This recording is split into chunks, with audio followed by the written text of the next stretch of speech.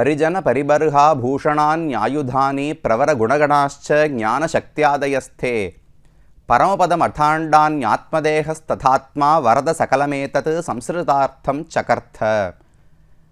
கூரத்தாழ்வான் என்கிற ஆச்சாரியன் தேவப்பெருமானுடைய செல்வங்கள், அவருடைய ஆபரணங்கள், கோவில் உற்சவங்கள், பிரசாதங்கள் இது அனைத்தையும் பார்த்து வியந்து போனார். இவை அனைத்தையும் பகவான் எதற்காக ஏற்படுத்தி கொண்டார்? அவருக்கு தொண்டு செய்வதற்கான இத்தனை ஜனங்கள் என்ன, பக்தர்கள் என்ன, அதற்கான கருவிகள் என்ன, அவருக்கு செய்யப்படும் உபச்சாரங்கள் என்ன, அவருக்கு சமர்ப்பிக்கப்படும் நைவேத்தியங்கள் பிரசாதங்கள் என்ன, அவருக்கு நடத்தப்படும் உற்சவங்கள், அதில் வாகனங்கள், மாலை, ஆபரணம், அணிகலன்கள் என்ன, இவை அனைத்தும் எதற்காக என்று யோசித்தால் வரத சகலமேதது சம்ஸ்ருதார்த்தம் சகர்த்த. பகவானே, வரதராஜ பெருமானே, இவை அனைத்தையும் உன்னுடைய அடியாறுகளுக்காக நீ ஏற்றுக்கொண்டிருக்கிறாய் என்று கடைசியிலே முடிவு செய்கிறார். ஏன் பகவானுக்கு இது நன்மை அளிக்காதா என்றால், இனிமேல் இந்த உற்சவத்தால் அவர் அடைய வேண்டிய பெருமை என்று ஒன்று கிடையாது. முன்னமே அனைத்து பெருமையும் அடைந்தவர், எல்லா ஆசைகளும் நிரம்பியவர் பகவான். அப்ப இந்த உற்சவங்கள், பிரசாதங்கள், அலங்காரங்கள் அனைத்தையும் அவர் ஏற்றுக்கொள்வது நம்முடைய ஒரு நன்மைக்காகத்தான். அதன்படிக்குத்தான் அழகான பிரம்மோற்சவத்தை பகவான் வைகாசி மாசத்திலே கொண்டாடுகிறான் என்று கடந்த பகுதியிலே பார்த்தோம். பல வாகனங்கள், நடுவில் வேணுகோபாலன் திருக்கோலம் சாத்தி கொள்ளுகிறார், காளிங்க நர்த்தன திருக்கோலம் சில சமயங்களில் சாத்தி கொள்ளுகிறார். இதை போல எத்தனையோ அலங்காரங்களோடு பகவான் வைகாசி திருநாளை கொண்டாடி முடிக்கிறார். அதே வைகாசி மாசத்தில் மேலும் சில உற்சவங்களும் இருக்கின்றன. 10 நாள் பிரம்மோற்சவம், அதற்கு மேல் 3 நாட்களுக்கு விடையாற்றி உற்சவம் என்று 10 நாள் ஓடி ஆடி அலைஞ்சதனுடைய சிரமத்தை எல்லாம் போக்கிக் கொள்ள வேண்டும், களைப்பை போக்கிக் கொள்ள வேண்டும். அதற்கு 3 நாட்கள் விடையாத்தி உற்சவத்தை கண்டருளுகிறார். அதுக்கு மேல நரசிம்ம ஜெயந்தி உற்சவம் வைகாசி மாசத்தில் தான் ஏற்படுகிறது. அதற்கு மேல சுவாமி நம்மாழ்வாருடைய உற்சவம் அநேகமாக வைகாசி பிரம்மோற்சவத்துக்கு நடுவில் தான் வைகாசி விசாகம் நட்சத்திரம் விழும். அதனால் அதற்கு நடுவிலேயே நம்மாழ்வாருக்கு 10 நாட்கள் உற்சவம் நடக்கும். கடைசி நாளன்று பெருமான் தன்னுடைய உற்சவத்தை முடித்து கொண்டு ராத்திரி ஆழ்வார் சன்னதிக்கு எழுந்தருளி அங்கு அவருக்கு அனுகிரகத்தை செய்து அவருடைய பாசுரங்களை ஏற்றுக்கொண்டு அவருக்கு மரியாதைகளை செய்து பிற்பாடு மலைக்கு எழுந்தருளுகிறார். இதெல்லாம் வைகாசி மாசத்தில் நடக்கக்கூடிய உற்சவங்கள். அடுத்ததாக சித்திரை, வைகாசி ஆசு, ஆனி மாசத்தில் வந்தோம் என்றால் கோடை உற்சவம் என்று 7 நாட்களுக்கு பகவான், வெப்பம் அதிகமாக இருக்குமோ இல்லையோ அந்த சமயத்துக்கு தன்னை குளிர வைப்பதற்காக, அவர் வேற அக்னிக்கு நடுவிலேயே இருக்கார், நேரம் வேற கோடைக்கான நேரம், அதனால கோடை உற்சவம் 7 நாட்களுக்கு கொண்டாடுகிறார். அதுல ஒரு ஆச்சரியம் என்னன்னால், பெருமான் தனியா பல்லக்கில் வருவார், உபய நாச்சிமார்கள் ஸ்ரீதேவி பூதேவி நாச்சியார்கள் தனியாக ஒரு பல்லக்கிலே வருவார்கள். இப்படி 7 நாட்களுக்கு அந்த கோடை உற்சவம் நடக்கிறது. அது முடிஞ்சு 8வது நாள் அன்றுதான் சுவாதி நட்சத்திரம் அநேகமாக வரும். ஆனி சுவாதி என்று பெரியாழ்வாருக்கு அவதார தினம் அல்லவா? ஆனி மாசம் சுவாதி நட்சத்திரத்தன்று தேவப்பெருமாள் கருட சேவை கொண்டாடுகிறார். பெரியாழ்வாருக்காக மறுபடியும் ஆழ்வார் பிரதட்சணம் வந்து மேலே சென்று மற்றவர்களுக்கும் காட்சி கொடுக்கிறார். இதெல்லாம் ஆனி மாசத்து உற்சவங்கள். அடுத்தது ஆடி மாசத்துல பார்த்தோம்னால் பிரதானமாக ஆண்டாளுடைய அவதார உற்சவம் திருவாடி பூரம், ஆண்டாளுக்கான ஜனனோத்சவம். 10வது நாள் திருவாடி பூரத்தன்று பெருமாளும் எழுந்தருளுகிறார், ஆண்டாளும் எழுந்தருளி வெளியே புறப்பாடு கண்டருளி 2 பேருக்கும் திருக்கல்யாணம் நடக்கும். திருவாடிப்பூரம் ஆண்டாளுக்கு ஜனனோத்சவம், பிறப்பு அவதார உற்சவம். ஆனால் அன்றைக்கே கல்யாணம் ஆண்டாளுக்கும் தேவப்பெருமாளுக்கும் நடக்கிறது.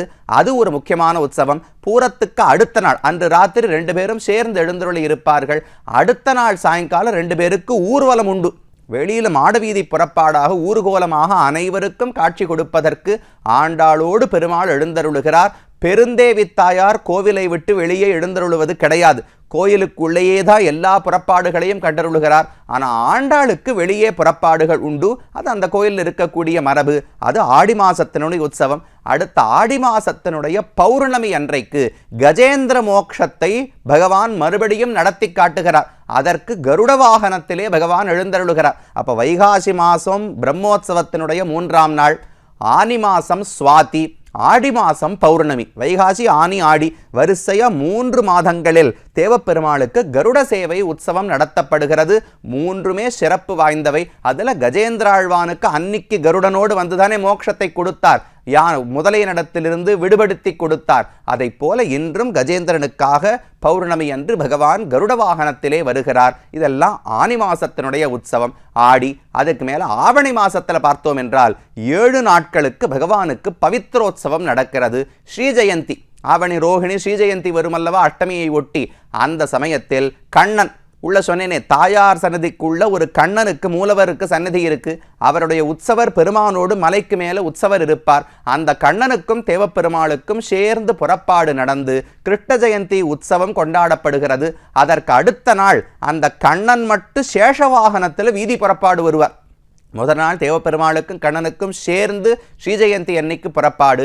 அடுத்த நாள் கண்ணனுக்கு சேஷவாகனத்திலே புறப்பாடு நடக்கிறது. இதெல்லாம் ஆவணி மாசம். அடுத்து புரட்டாசி மாசத்துக்கு வந்தோம் என்றால் பிரதானமாக தாயாருக்கான உற்சவம். 10 நாட்களுக்கு நவராத்திரி உற்சவத்தை பெருந்தேவி தாயார் தான் நடத்தி கொள்ளுகிறார். பெருமானுக்கு பிரம்மோற்சவம், பவித்ரோத்சவம், அந்த உற்சவம் எல்லாம் நடக்கிறதோ இல்லையோ, அதை போல பெருந்தேவி தாயாருக்கான உற்சவம் 10 நாட்களுக்கு பிரம்மோற்சவம். அதில் ஒரு சிறப்பு என்னவென்றால், நவராத்திரி முழுவதுமே மகாலய பட்சம் முடியுமோ இல்லையோ, முடிஞ்சுதானே நவராத்திரி தொடங்க வேண்டும். அந்த மகாலய பட்சம் முடிந்ததிலிருந்தே பெருந்தேவி தாயார் இறங்கி வந்து பெருமானோடு சேர்ந்து ஒரே அறையில் தான் இருப்பார்கள். பெருமானும் பிராட்டியும் சேர்ந்து தான் கண்ணாடி அறையில் இருப்பார்கள். அங்கிருந்து தான் 9 நாட்களுக்கு தாயாருக்கு 10 நாள், கிட்டத்தட்ட நவராத்திரி 10 நாள் இருந்து சில சமயம் 11 நாட்கள் வரை கூட வரும், விஜயதசமி வரைக்கும். அதுவரை தாயாரும் பெருமானும் சேர்ந்தே எழுந்தருளி இருக்கிறார்கள்.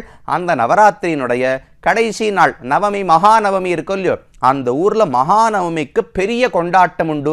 பெருமானுக்கும் தாயாருக்கும் சேர்த்தி உற்சவம் அன்றைக்கு நடக்கிறது.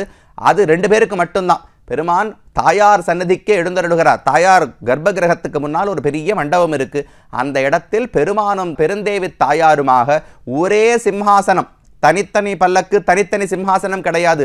ஒரே சிம்ஹாசனத்தில் இருவரும் எழுந்தருளி இருந்து ரொம்ப அழகான திருக்கோலம் அலங்காரங்களை எல்லாம் செய்து கொண்டு பக்தர்களுக்கு காட்சி கொடுக்கிறார்கள். சேர்த்தியில பல நேரம் எழுந்தருளி இருக்கிறார்கள். அதுக்கு மேல சாயங்காலம் ஏகச்சத்திரம், ஒரே கொடையின் கீழ் 2 பேருக்கும் புறப்பாடு. பொதுவாக பெருமாளும் பிராட்டியும் வந்தா பெருமாளுக்கு தனி குடை, பிராட்டிக்கு தனி குடை என்று பிடிப்பார்கள். அன்னைக்கு தானே கல்யாணம் நடந்திருக்கு. அதனால அந்த நவராத்திரி கடைசி நாள் என்று மகாநவமி சேர்த்தி கண்டருளி விட்டு எழுந்தருளும் போது ஒரே கொடைக்கு கீழே பெருமானும் தாயாரும் சேர்ந்து எழுந்தருளுகிறார்கள். அப்படியே பிரதட்சிணமா வந்து 100 மண்டபத்தில் எழுந்தருளி இருந்து அதற்கு மேல மறுபடியும் ஆஸ்தானத்துக்கு செல்லுகிறார்கள். இதெல்லாம் புரட்டாசி மாசத்தினுடைய உற்சவம். ஐப்பசி மாசத்தில் பிரதானமா புரட்டாசி, ஐப்பசி, நவராத்திரி இப்படி எப்படி வரும். தீபாவளி உற்சவம் பிரசித்தமாக ஐப்பசி மாசத்திலே கொண்டாடப்படுகிறது. அதுக்கு மேல கார்த்திகை மாசம் வந்தால் 2 முக்கியமான உற்சவங்கள். கார்த்திகை மாசம், கார்த்திகை, திருக்கார்த்திகைன்னு பண்டிகை தீபோத்சவம் கொண்டாடுறோம் இல்லையோ, அதுக்கு ஒரு நாள் முன்னால் கார்த்திகை மாசத்தினுடைய பரணி அன்றுதான் திருக்கச்சி நம்பிகள்னு ஒரு ஆச்சாரியன் பார்த்தோமே, பெருமானுக்கு மிகவும் நெருக்கமானவர். அவருக்கு ஆலவட்ட கைங்கரியம் பண்ணி தினமும் பேசக்கூடிய பெருமை படைத்தவர் திருக்கச்சி நம்பிகள். அந்த திருக்கச்சி நம்பிகள் திருநாட்டை அலங்கரித்த நாள், அவர் பரோபதித்த நாள் அந்த கார்த்திகை பரணி. அவருடைய நினைவாக பகவான் ஆஸ்தானத்திலிருந்து புறப்பட்டு கச்சிக்கு வாய்த்தான் மண்டபம்னு பார்த்தோமே, அந்த இடத்தில் எழுந்தருளி அன்றைக்கு அந்த பெரியவர் செய்த கைங்கரியத்துக்கு சான்றாக இன்றைக்கும் அந்த மண்டபத்துக்கு எழுந்தருளுகிறார். அதெல்லாம் கச்சிக்கு பரணி என்று நடக்கும். அடுத்தது கார்த்திகை அன்று தீபோத்சவம். அதுக்கு மேல பட்டோலை படிப்பதுன்னு ஒன்று உண்டு. ஸ்ரீவைஷ்ணவ மரபில் கார்த்திகை மாசம், கார்த்திகை நட்சத்திரம் வந்து விட்டதென்றால் அதோடு அனத்தியன காலம் என்று ஒன்று தொடங்குகிறது. அதாவது கோவில்களிலோ இல்லங்களிலோ எங்கும் திவ்ய பிரபந்த பாராயணம் செய்வது கிடையாது. ஆழ்வார்களுடைய அருளிச் செயல்களை பாராயணம் செய்வது கிடையாது. கார்த்திகை மாசம், கார்த்திகை நட்சத்திரத்திலிருந்து தொடங்கி அத்தியன உற்சவம் முடிந்து தை மாசம் பிறக்கும் வரை அங்கங்கு வெவ்வேறு வழக்கங்கள் உண்டு. சில இடத்துல தை ஹஸ்தம், கூரத்தாழ்வான் திருநக்ஷத்திரம் முடிந்தால்தான் திரும்ப 4000 சேவிப்பதுன்னு உண்டு. ஸ்ரீரங்கத்தில் போனோம்னா அந்த ஊரில் அத்தியன உற்சவம், பெருமாளுக்கு அத்தியன உற்சவம் முடிந்து தாயாருக்கு அத்தியன உற்சவம் முடிந்தால் சேவிக்க தொடங்கி விடுவார்கள். அப்படி ஆங்காங்கு வழக்கங்கள் உண்டு. அதுக்கு ஒரு ஆணை பிறப்பிக்கிறார். ஆழ்வாருடைய பாசுரங்களை நான் கேட்கப் போகிறேன்.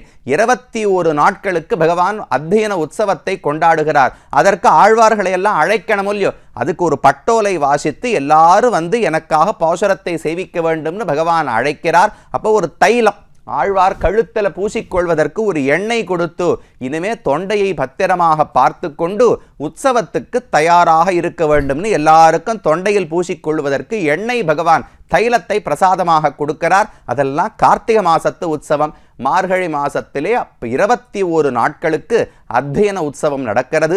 பெருமானுக்கே கீழே தெரிவித்தேன், அருளிச் செயல்களை கேட்பதில் மிகுந்த ஈடுபாடு உண்டு. தினமும் ஆழ்வார்களுடைய பாசுரங்களை 100 பாசுரமாவது கேட்காமல் பகவான் இருப்பது கிடையாது. இந்த 21 நாட்களுக்குள்ளே 4000 பாசுரங்களையும் தானே செவிமடுத்து கேட்டுக்கொள்ளுகிறார். எல்லா ஆழ்வார் ஆச்சாரியர்களும், அங்கே ஒரு மண்டபம் இருக்கு, பெருமானுடைய ஆஸ்தானத்துக்கு முன்னால் ஒரு மண்டபம், அதில் எல்லா ஆழ்வார்கள் ஆச்சாரியர்கள் அனைவரும் வந்து அணிவகுத்து அந்தந்த மண்டபத்தில் இருப்பார்கள். அங்கிருந்து அவர்கள் பாட பாட பகவான் பாசுரங்களை எல்லாம் கேட்கிறார். அது 21 நாள் உற்சவம். அதுக்கு முடிஞ்ச உடனே 22வது நாள் அன்று அனுஷ்டான குல உற்சவம் என்று ஒரு உற்சவம் உண்டு. சுவாமி ராமானுஜர் தான் காஞ்சிபுரத்தில் இருந்தபோது சாலை கிணறு என்கிற ஒரு கிணற்றிலிருந்து தீர்த்தத்தை கொண்டு வந்து பெருமானுக்கு கைங்கரியம் பண்ணார்னு பார்த்தோமோ இல்லையோ, அந்த இடத்துல தான் அனுஷ்டான குளம், ஒரு குளம் இருக்கு. அந்த இடத்துக்கு பகவான் தேவப்பெருமாள் அத்தியன உற்சவம் முடிந்தவுடனே 22வது நாள் புறப்பட்டு நேராக அந்த குளத்தினுடைய கரைக்கு போய் அன்றைக்கு ராமானுஜருக்கு உதவி செய்தாரோ இல்லையோ. என்ன உதவி செய்தார்? கிழிய சரித்திரம் பார்த்தோம். விந்தியமலையிலிருந்து ராமானுஜர் திரும்ப காஞ்சிபுரத்துக்கு வர வேண்டும், வழி தெரியவில்லை. அப்போது ஒரு வேடனாக பெருமாள் தோன்றி வேடுவிச்சியாக பெருந்தேவி தாயார் உருவெடுத்து அவருக்கு வழிகாட்டி காஞ்சிபுரத்துக்கு அழைத்து வந்தார்கள் என்று பார்க்கிறோமே. அதற்கு நினைவாக இன்றைக்கும் அனுஷ்டான குலத்துக்கு பெருமாள் போறார். அங்க திருமஞ்சனம் நடக்கிறது. உடனே ஒரு வேடனைப் போல பகவான் அலங்காரம் செய்து கொள்ளுகிறார். அதே அலங்காரத்தோடு திரும்ப நேர வந்து 4 வீதி பிரதட்சணம், மாட வீதி பிரதட்சணம் செய்து பெருமானுடைய கோவிலுக்கு கிழக்கு பக்கம், கிழக்கு கோபுரத்துக்கு அருகிலே உடையவர் திருமாளிகைன்னு ஒரு இடம் இருக்கு. ராமானுஜர் இந்த காஞ்சிபுரத்தில் அந்த திருமாளிகையில் தான் தங்கி வாழ்ந்து வந்தார். அந்த இடத்துக்கு பகவான் எழுந்தருளுகிறார். அதையெல்லாம் முடித்து கொண்டு திரும்ப ஊருக்கு ஆஸ்தானத்துக்கு வந்து விடுகிறார். இது அனுஷ்டான குல உற்சவம், அத்தியனோத்சவம் முடிந்த பிறகு. அதே போல மார்கழி மாசத்தில் கடைசி 10 நாட்களுக்கு நீராட்ட உற்சவம். ஆண்டாள் மார்கழினா திருப்பாவை பாட வேண்டாமா? 10 நாட்களுக்கு ஆண்டாளுக்கு நீராட்ட உற்சவம் நடக்கிறது. தினமும் ஆஸ்தானத்திலிருந்து புறப்பட்டு திருவடி கோவில் இருக்கு, சந்நிதி திருவனுடைய முனையில் இருக்கக்கூடிய திருவடி சந்நிதி, அதுவரை சென்று ஆண்டாள் திரும்ப வருவாள். அப்போது பாசுரங்கள் திருப்பாவையை சேவித்துக் கொண்டு வருவார்கள். கடைசி நாள் போகி அன்றைக்கு பெருமானுக்கும் ஆண்டாளுக்கும் விமரிசையான திருக்கல்யாண உற்சவம் நடக்கிறது. 2 பேரும் சேர்ந்து அந்த இடத்தில் எழுந்தருளி பாசுரங்களை எல்லாம் கேட்டுக்கொண்டு 2 பேருக்கும் ஊஞ்சல் நடந்து, பெருமானுக்கு துவஜஸ்தம்பம் தாண்டி உள்ள போற வழியில் அங்கதான் ஊஞ்சல், ஆண்டாளுக்கும் பெருமாளுக்கும் சேர்ந்து ஊஞ்சல் நடக்கிறது, அக்ஷதை ஆசீர்வாதம் நடக்கிறது. இதெல்லாம் முடிஞ்சு கண்ணையாடி அறைக்கு போய் அதுக்கு மேல பகவான் அடுத்தடுத்த உற்சவங்களை கொண்டாடி கொள்ளுகிறார். இதெல்லாம் மார்கழி மாசம் வரை மாசம். அப்ப எத்தனை சொல்லி முடிக்கவே இல்லை, அடியன் பேர் மட்டும்தான் சொல்லியிருக்கேன். ஒவ்வொரு உற்சவத்துக்குள்ளும் எத்தனை நுணுக்கங்கள், எங்க எழுந்தருளுவார், யார் வருவா, எந்த பாசுரம் சேவிக்கணும், எந்த அலங்காரம் செய்து கொள்ளணும், எப்போது சாய்ந்த கொண்ட, எப்போது சிக்குத்தாடை, எப்போது வேணுகோபாலன் திருக்கோலம், இப்படி எத்தனையோ நுட்பங்கள் உள்ளன. அப்படி இத்தனை உற்சவங்களையும் பக்தர்களுக்காக பகவான் ஏற்றுக்கொள்ளுகிறார். மார்கழி மாசம் வரைக்கும் பார்த்திருக்கோம். இன்னும் தை மாசி பங்குனி 3 மாதத்தின் உற்சவங்களை அடுத்த பகுதியிலே பார்க்கலாம்.